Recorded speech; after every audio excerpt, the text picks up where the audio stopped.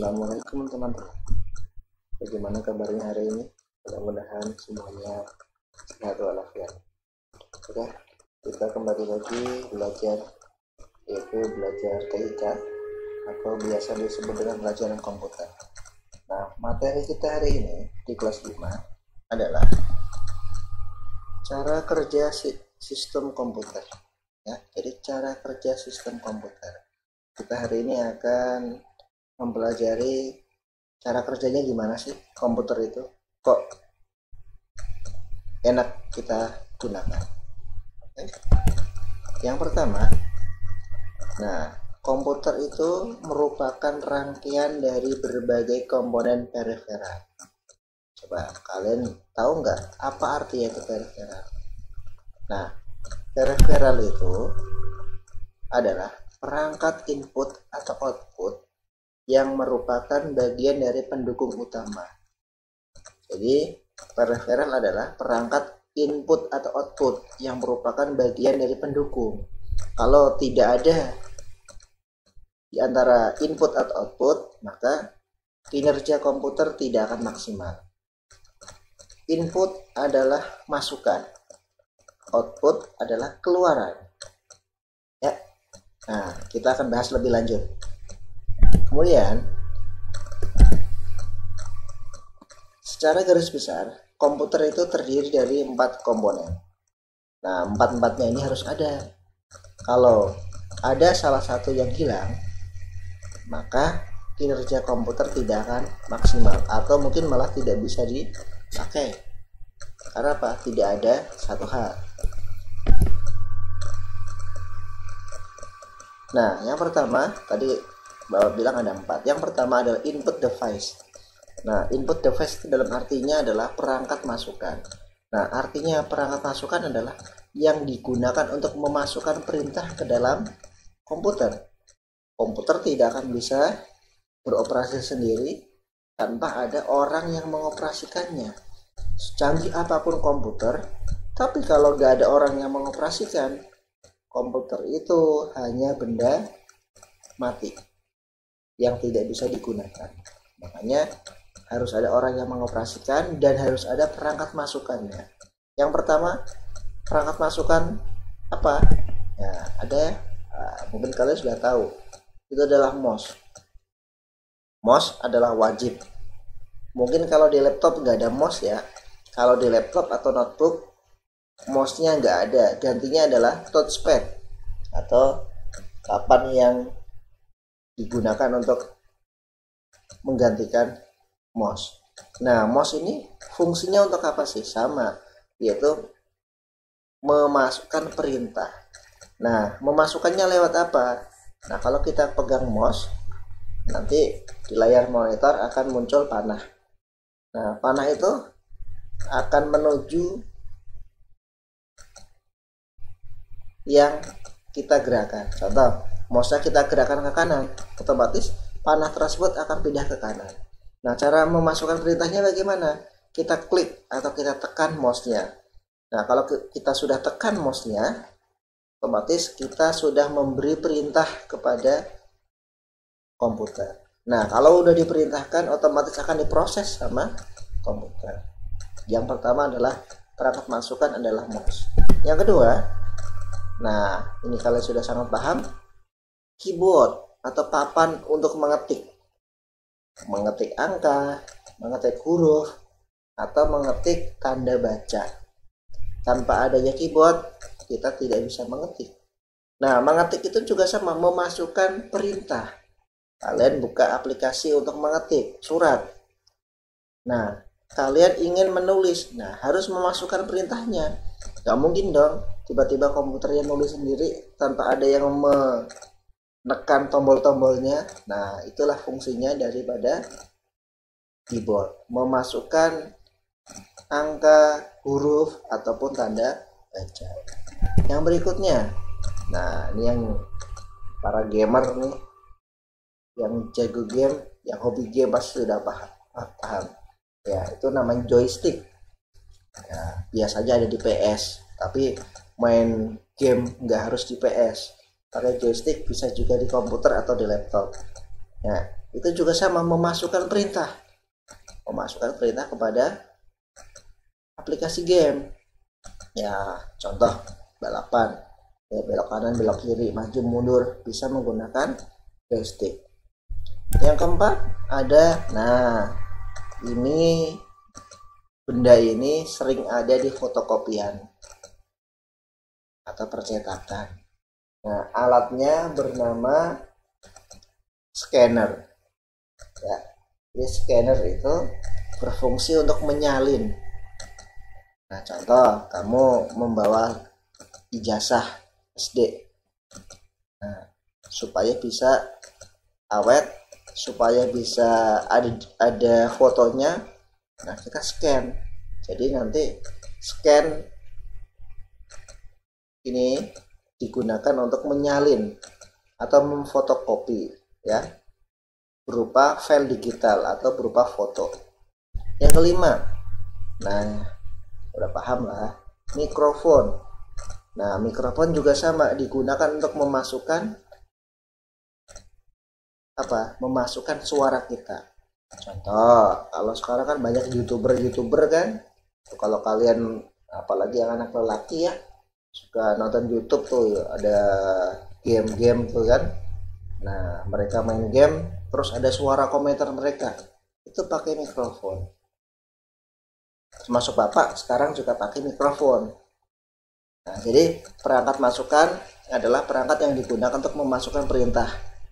Salah satunya ada mouse, keyboard, joystick, scanner, dan mikrofon. Apakah cuma itu? Enggak, masih ada lagi. Kalau kalian ke Indomaret, ke Alfamart, kalau kalian belanja bawa ke kasir, ada tuh. Kalau kita bawa barang kemudian diambil sama mbak-mbaknya atau pelayannya, itu juga sama, perangkat masukan. Itu alat scan barcode. Nah, supaya ketahuan harganya berapa. Berikutnya yang kedua adalah proses device atau perangkat pemrosesan. Setelah kamu memasukkan perintah, nah otomatis akan diproses. Prosesnya lewat mana sih? Ya lewat otaknya dong. Komputer punya otak. Apa nama otaknya? Ada yang namanya mikroprosesor dan prosesor. Nah, ini sama-sama otak. Setiap komputer pasti ada. Kalau nggak ada ini, ya nanti komputernya tidak akan bekerja, tidak akan bisa hidup. Mungkin kalaupun hidup, ya tidak bisa dipakai karena otaknya nggak ada. Ya, ini contoh Intel Core i7, ya Core i7. Ada juga yang terbaru adalah Core i9. Harganya mahal ya, tapi sesuai dengan harga.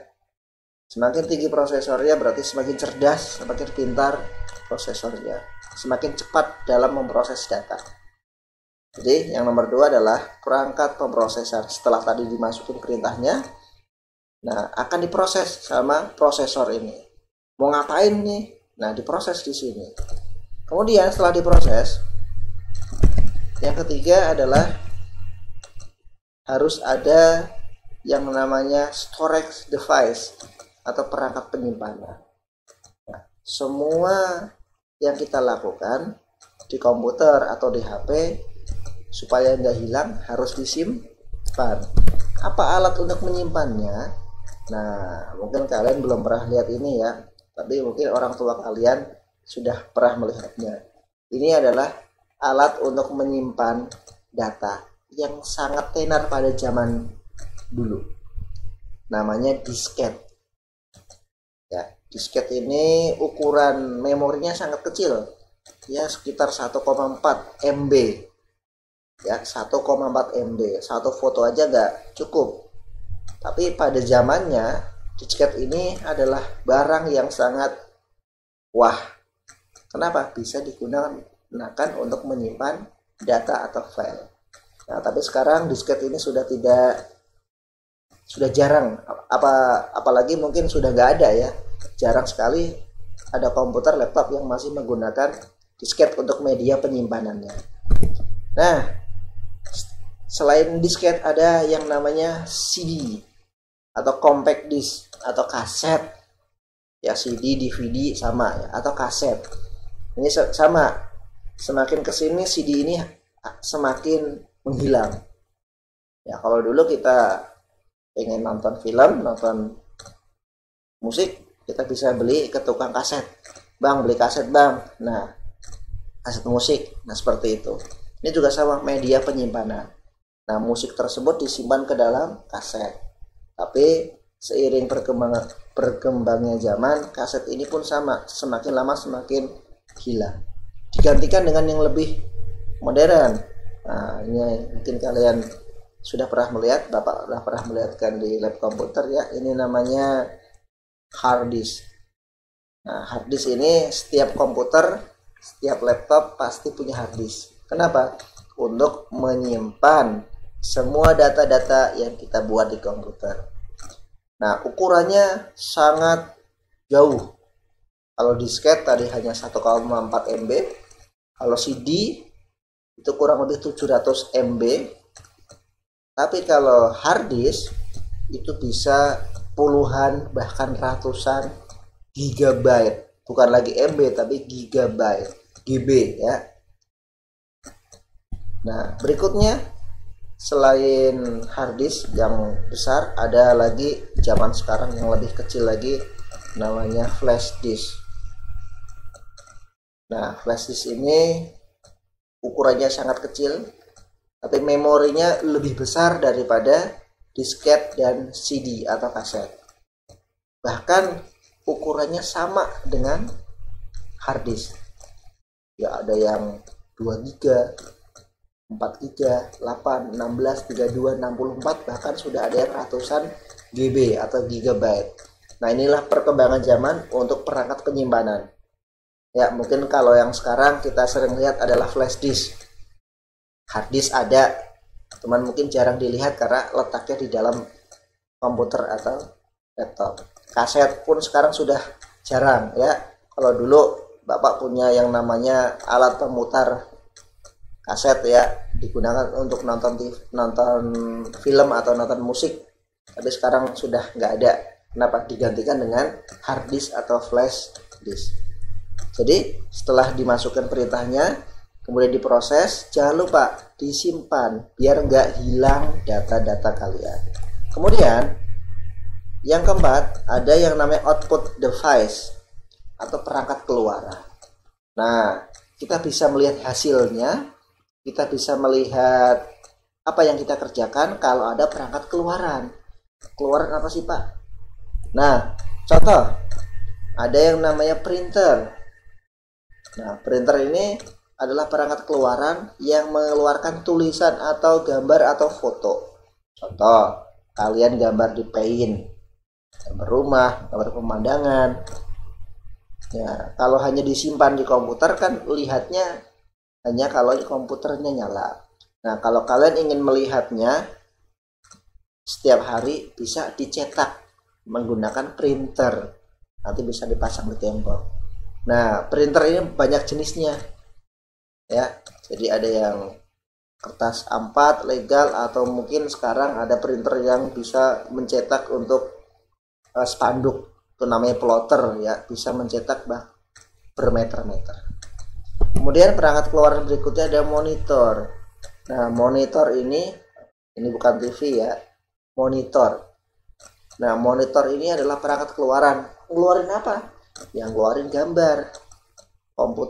Komputernya kita nyalakan, otomatis monitor akan akan menyala, menampilkan apa yang kita perintah. Kalau kalian ingin membuka Paint, otomatis di layar monitor akan terbuka Paint-nya. Kalian nonton film, otomatis di layar monitor akan ada filmnya. Coba bayangkan kalau ada komputer tapi monitornya nggak ada, bisa dipakai nggak? Tentu saja tidak. Kenapa? Nggak ada gambarnya. Ada lagi komputer, monitor ada, CPU-nya ada, tapi mouse-nya nggak ada.